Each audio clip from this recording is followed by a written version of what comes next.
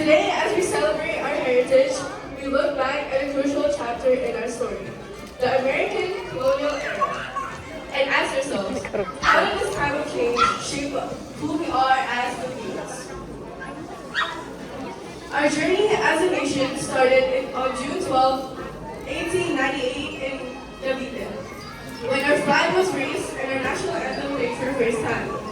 We became a united people.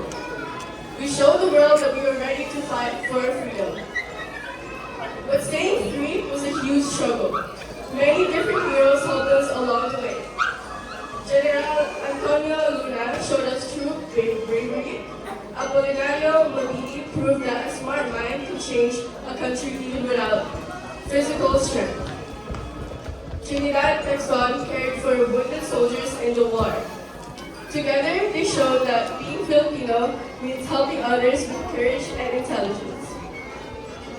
Later, a new change came when American teachers, called the Thomasides, arrived. They brought democracy and taught us English. This forced us to balance our native culture with Western ideas.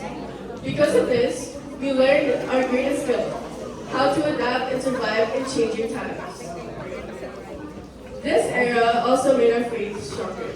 We learned that even when governments and rules change, our trust in God keeps us steady.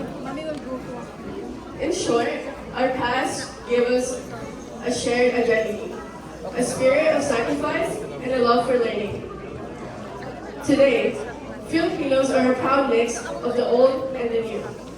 We can speak to the whole world, but we never forget where we came from. Salamat po and God bless our heritage.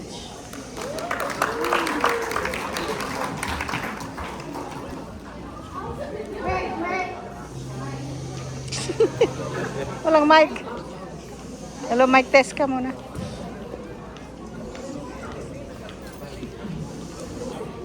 How should we deal with the Americans? Lumusog na tayo!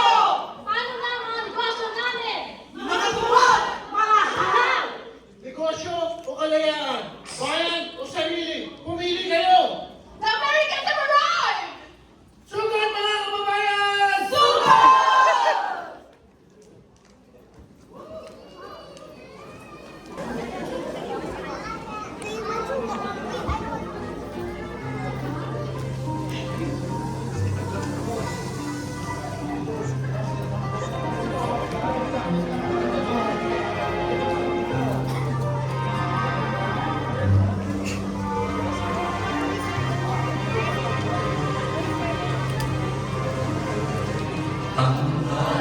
ko,